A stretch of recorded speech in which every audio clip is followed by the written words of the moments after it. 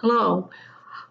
I know I haven't posted in quite a while, and I've actually received a comment that at least somebody has been missing the posts. I have been ill, and also, even though I'm a 20-year survivor of domestic violence, I still suffer from depression and I give up on myself. I honestly did not realize that my videos were helping anyone. But that's if I can help just one person, it's worth it. I don't know all the answers. I can't claim that I do. I only know what I experienced during those 20 years with my abusive husband. And I left him in March of 2001. So the last 20 years, I have been trying to find out who I am. I don't know that I know the answer to that for sure just yet, but I'm still working on it. You know, leaving your abusive spouse or significant other is not the end of the road. It's the end of being a victim. It's the beginning of your road to being a victor. Don't be a victim anymore. Leaving is the beginning to a new life. It's time for you to find out who you are. Because the first thing the abuser will do is begin to systematically tear down his or her victim um, through mental, physical, emotional, sexual, financial abuse. Abuse just isn't just physical.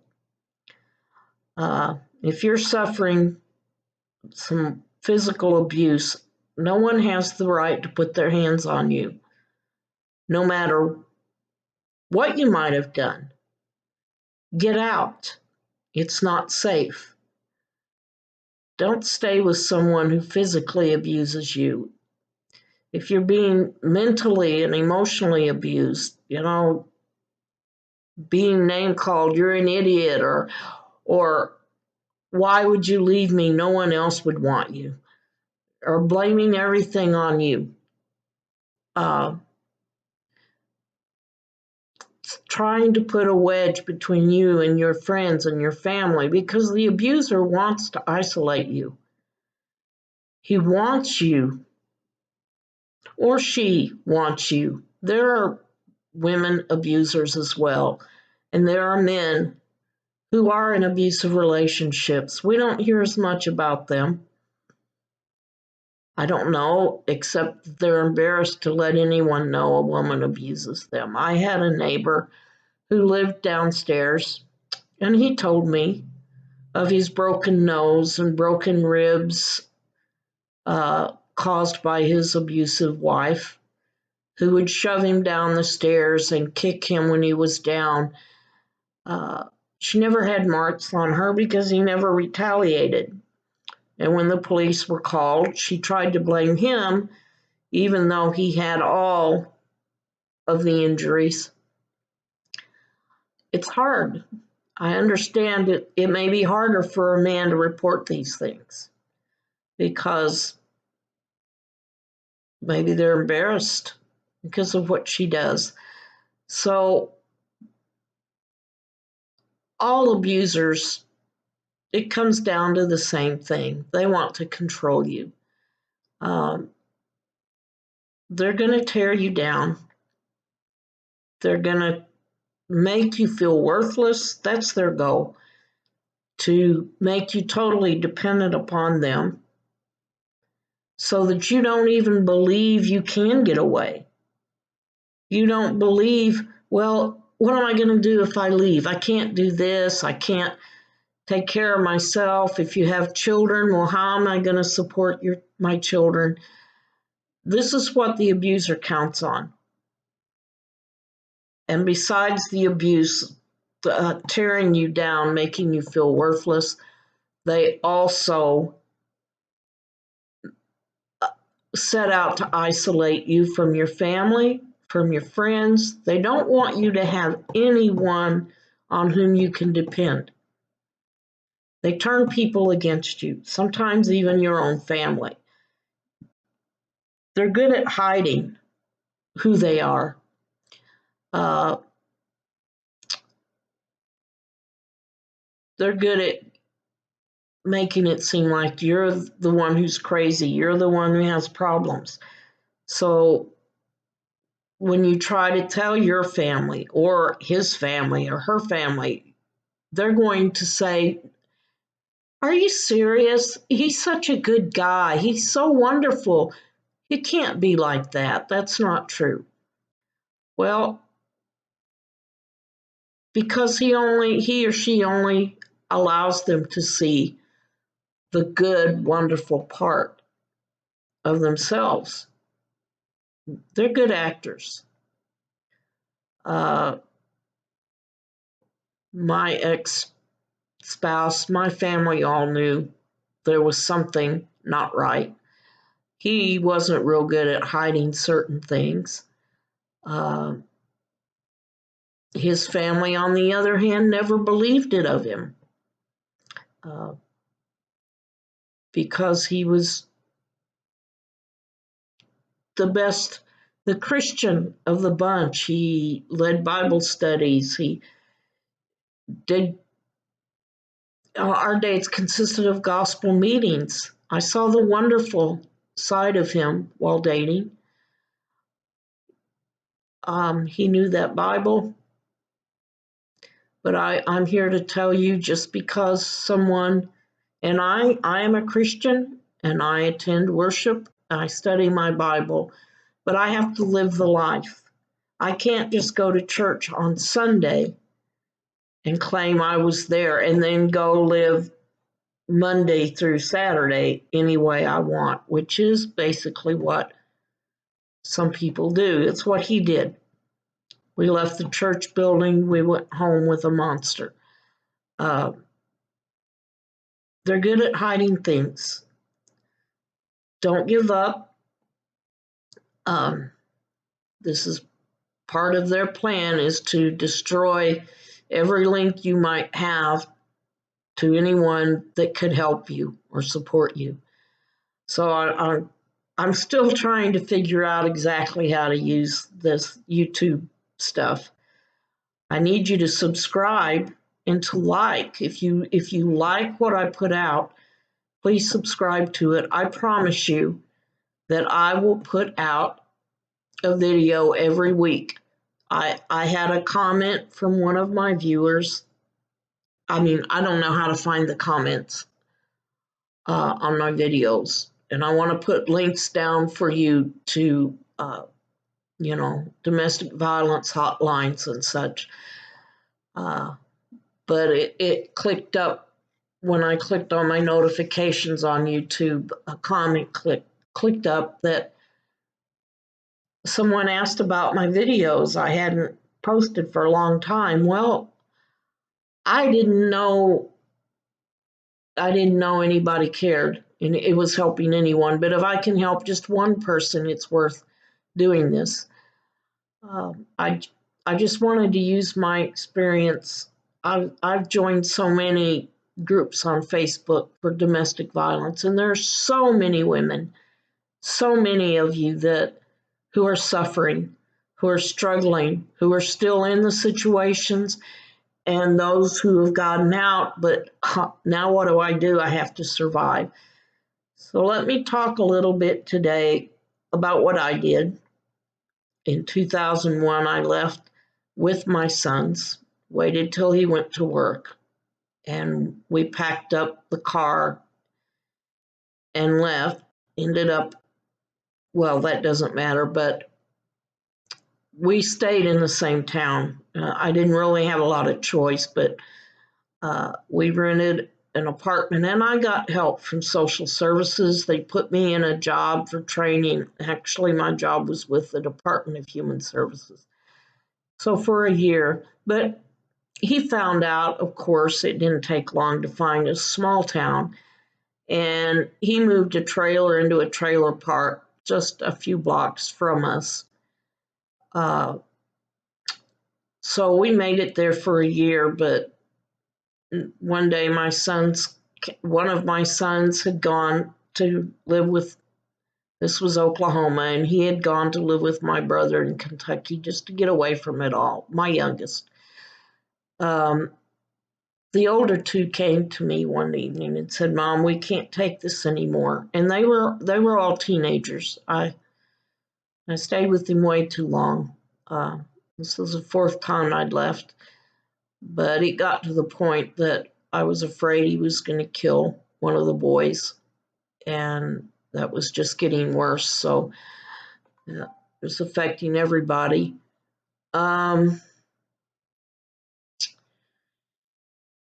So for a year, um, I went to my job and I tried, and but they said, "Mom, he comes here every day, pounding on the door." And these teenage boys, 18, 17, 18, 19, they said they run upstairs and hide in their room, in their beds under the covers, and they said he will pound on the door for 2 hours. And they didn't want to see him. They just said, "Can we please leave?" So we started researching places close to where my son was living in Kentucky. And we did a lot of praying. And I can't even remember if it was Chattanooga, Tennessee. I chose a town um, where they could have college, uh, and I thought they could have opportunities. That's what I wanted for them. But we ended up stopping in Kentucky, just a couple hours from where the youngest boy lived, and he eventually came to stay with us. We never told the ex, you know, my husband, he was still my husband at the time. We never told him where we were. But eventually he found out. My oldest was in Iraq, and he told his dad that, leave them alone or I'll never have anything to do with you again. So he did.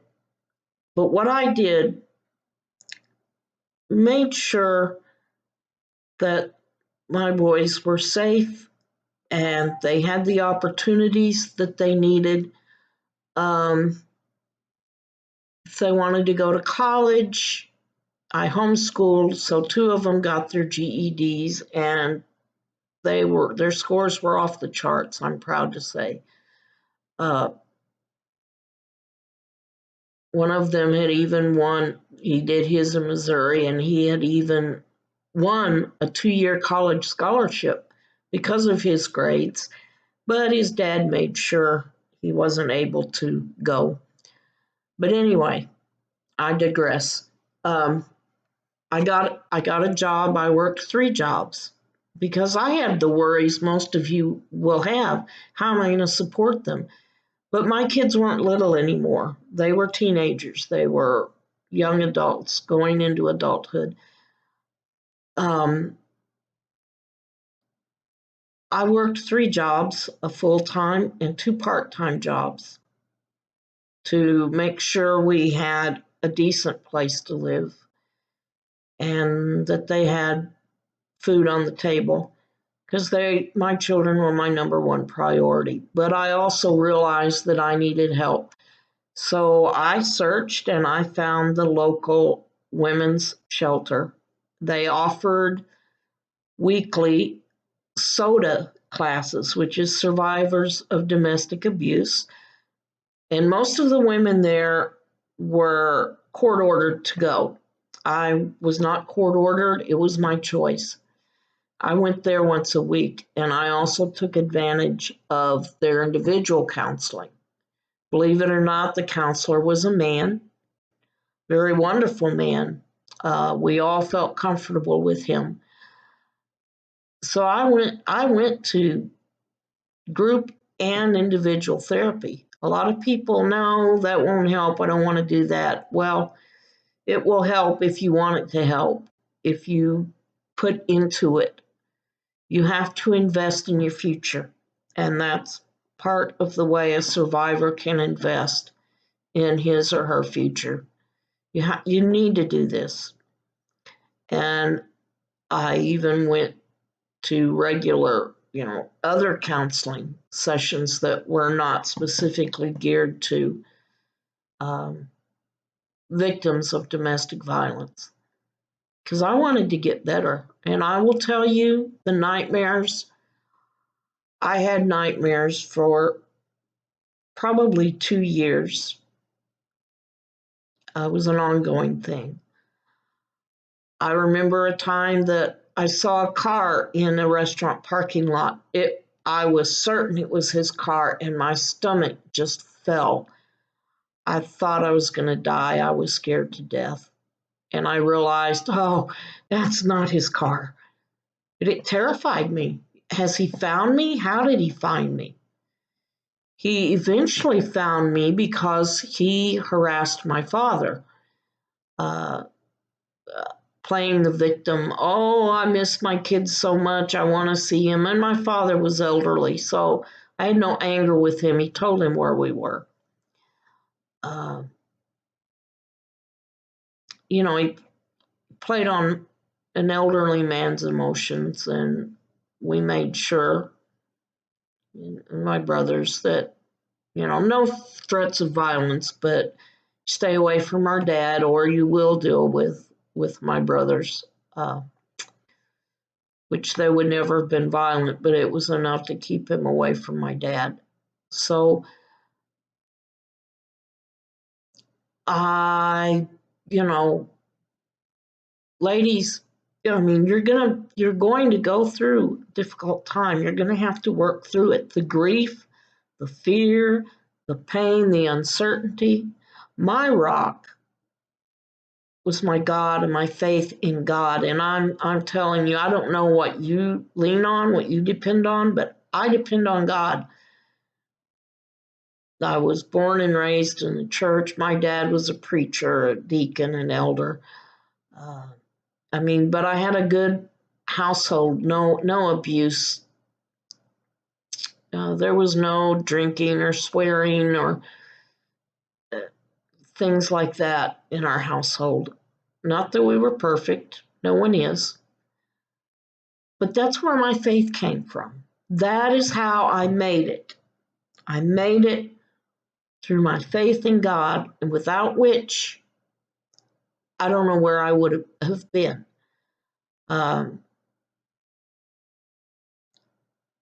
So, whatever you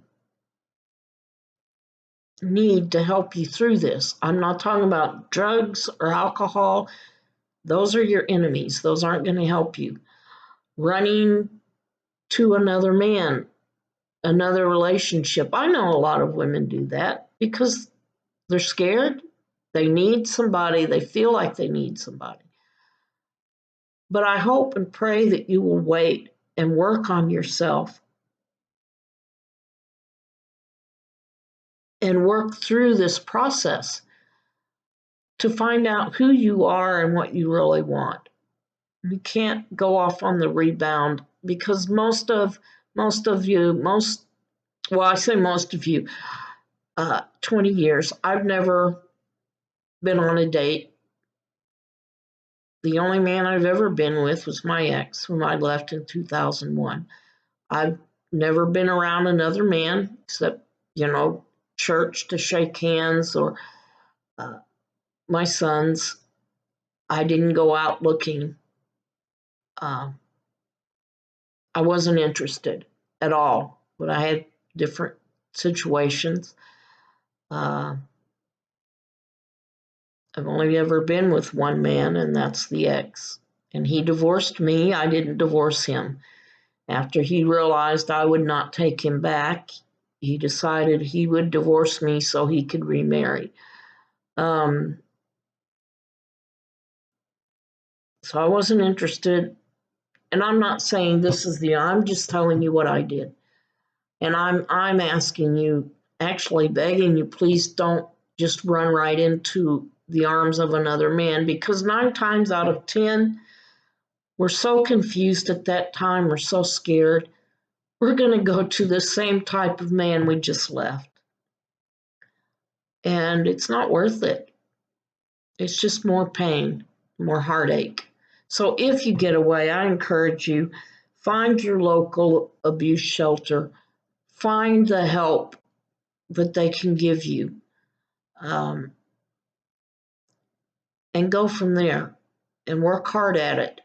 You don't have to have, as tough as it is, as frightening as it is, as scary, to be on your own, and it's especially hard if you have small children. I get that. I get that.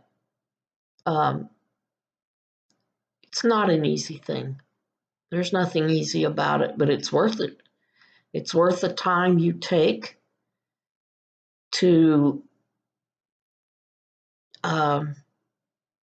get yourself well. Think about you, what you need. Of course, if you have children, they have to come first. They're going to need counseling and therapy too. Even if they weren't the ones being abused and you think it's been hidden, they know. Kids hear everything. I go and tell my kids something right in front of their faces and they don't hear me. But if you go in the bedroom and shut the door, lock the door, and whisper to your spouse, they hear every word from the other room. So what's up with that? I don't know. But I will tell you, your children know. They know it's not hidden from them, and they are affected by it. Whether you think so or not, your kids are affected by what happens between you and your spouse. So they need counseling. They need therapy. I made sure my sons got that.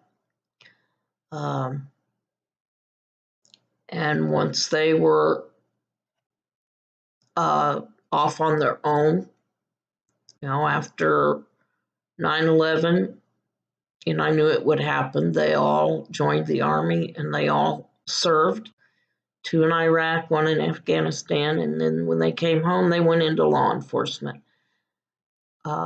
And they are proof.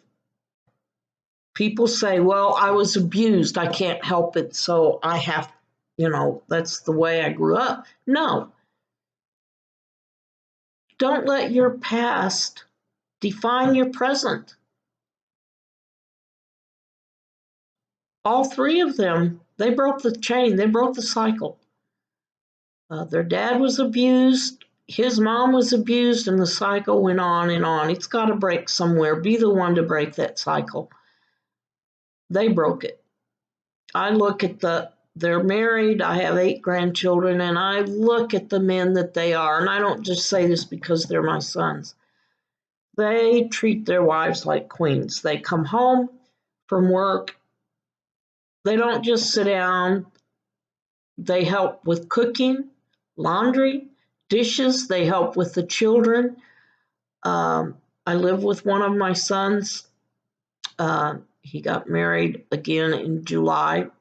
His wife was the abusive one in the relationship, and they divorced. But I'm just saying this. I see how he treats her, and she treats him well also. And the other 2 boys now have wives that treat them like kings. My sons and their wives treat each other right. They love each other. They're not perfect, of course not. And they're going to have little arguments, but they help each other. And their goal is to make sure their children don't have to go through what they went through. Well, what my sons went through. The girls were not abused, the daughters-in-law. But they are good Christian women. And the 2 of them who married my 2 boys who already had children, they're wonderful. My grandchildren look to them as a mom because, to be honest, they are better moms than their moms ever were. So if you're with someone who abuses or you hear someone saying, well, it's just the way it is, it's the way I was treated, it's the way my family was. No, that's an excuse. Flat out. We choose who we want to be. We choose. And the choices aren't easy. The choices are hard, and it's frightening and it's scary. And I know that. But you're worth it. You're worth it. No one has the right to abuse you in any manner, physical, sexual, mental, emotional. I don't care what you did. You don't deserve to be beaten or put down, destroyed, basically. You don't deserve it. You deserve to be loved. I saw a comment on one of the groups, the domestic violence groups on Facebook. The person said, I'm not worthy of being loved. I don't feel lovable. Well, I'm sure you don't. I don't feel lovable. It's been 20 years. I'm much better. I've worked hard at it. I've worked hard at increasing my faith and my prayer life, and I'm helping raise my two grandsons. But when I first started with therapy, and they told me, say 10 positive, write down 10 positive things about yourself. I couldn't do that. Well, write down 3. Well, I couldn't do that either because I did not see anything positive in me. I had been through so much. And in the deepest, darkest times when I was still with this man, my children were little, I thought it was all my fault. So I attempted suicide on more than one occasion. And the doctor said, I don't know why you're still alive. Well, it's because God needed me. My kids still needed me. And I realized that, well, I started to realize I wasn't the issue. He was. You're not the problem. Now, you may have issues that might trigger something in him, but he is responsible for what he does, not you. So you need to look at yourself, a self-reflection. What are you doing? Is there anything you can change? Now, you're not responsible for what he does, but are you doing the things you need to be doing? So just do some self-reflection. Later on, we'll talk about communication, yelling and screaming and buying into the fighting and screaming and yelling. That's not going to help anything. So we need to work on ways to deal with those things that victims of domestic violence have to deal with on a daily basis. How do you respond correctly so that he's not more and more incensed? Because if you touch him, leave a mark, and you call the police, you will be arrested too. So it's tough. It's a fine line, but you are not responsible for his actions or her actions. You're only responsible for your own actions. Don't give up. But don't stay and take it if you've tried everything you can think of. Like I said, if he's being physically or she's being physically abusive, you need to get out. But don't tell the abuser you're planning to leave. I've known of women who've done that, and they were found dead. You never know what a person is capable of. You are someone they want to control. They've worked hard to control. And when you tell them you're leaving, you're bringing down their whole house of cards. And some, Might not go as far as to kill you, but many have. Many women have lost their lives because they told the abuser they were leaving. Don't tell. Don't tell. You need to have an escape bag ready. Your official papers, your bank documents, your car titles, your birth certificates, your marriage certificate, driver's license.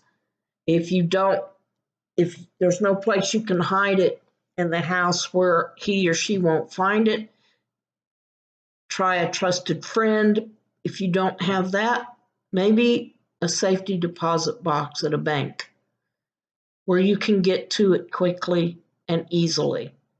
You need to have an escape plan. I mean, each situation is different, so I'm not a counselor. I can't tell you what to do, but I can tell you that I do know the facts as I've learned in my groups and in my research. Don't tell the abuser you're going to leave because you may never get out if you do that. And I know we say, well, it's not fair. I need to tell him. Well, no, you don't. It's not about being fair. It's about protecting yourself and your children. And then once you're gone, you get to a shelter where you can be safe, where he won't know where to look for you, or she won't know where to look for you. And then you start. They can help with so many things. They help with counseling, with housing, even with getting you to a different state. There's so many things they can help you with. And then, you go from there with your therapy and your counseling and whatever else.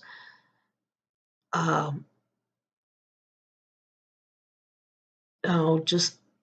just can't emphasize enough. Be safe. You deserve to not live in fear. I know what it's like to live in fear. Daily fear, hourly fear. I never knew when the wonderful man was going to crack and do the things he did. You walk on eggshells because you don't know what's going to happen. So ladies, if there are any gentlemen watching, this is for everybody and anybody who is in a domestic violence situation or who is a survivor. So I don't care if you're a woman, if you're a man who's been abused. We won't get into semantics, whatever. It happens in gay relationships as well. This is for anyone who is a victim or a survivor who is trying to stay out of these types of situations, to find out who you are. I care about you. I really do. I don't know you, but I care about you. In any way, if these talks help, great. Because I don't know the answer to all of this. I never experienced abuse in my growing up years. My father treated my mother like a queen. She treated him right. They treated us right. They provided for us. We didn't always have the best. I grew up in a time where he was a preacher. My dad was, and I remember living in a house with an outhouse. There were times that cornbread and pinto beans was the meal. Mom worked, Dad worked, and then he became an electrician, so he didn't just preach, he worked more than one job to try to support us. But the love was always there. So some of you women who are in abusive relationships or are getting out of one, your life might have been maybe in your household, your mother was abused. You saw your father, how he acted, and that's just the way it was. And you grew up thinking that's just the way it is. So when you married, usually we choose a man that's like our father in many times in many ways. So to you, well, this is just normal. This is the way it is. Well, no, it's not normal. It's not the way it's supposed to be. Um, you know, maybe your mom just took it and she didn't know what else to do, and you've grown up thinking that's the way it is. That's not the way it's supposed to be. Ladies, anybody, no one, no one deserves to be treated like that. So I'm going to let you go for now because I feel like I'm rambling on. And I'm going to try and learn more how to use this YouTube and how to put I want to put links in it where you can go. You know, everybody lives in different states, so I can't put uh, abuse shelters. I can't just, that would take forever. So I will put the National Domestic Violence Hotline. You can get in touch with them and they can take information and get you in touch with uh, shelters in your area, places in your area where you can get help. I mean, I'm willing to help in any way I can. I have talked with a lady on the phone and called the shelter in her area and helped her get in contact with them. And I'm willing to do that if you need that help. So right now I want to say, God bless you and keep you. This is in your hands. You are in charge of what happens here. It's your choice, not an easy one, a scary one. But reach out. You can do it. There are people who will help you. There are many other women like me who would do whatever they can to help. So reach out for that help. Don't remain a victim. Become a victor. And I'm going to go ahead and word a prayer. If you don't want to hear the prayer, you can feel free to turn me off. No offense taken. Dear Father in heaven, dear Lord God, we thank you for your love. We know that bad things happen, but we also know that Satan is alive and well, and he roams this earth. He won't win the war, but he wins small battles to take as many away from you as possible. But Lord, we thank you for the freedoms we have. And Lord, I pray for every woman or man out there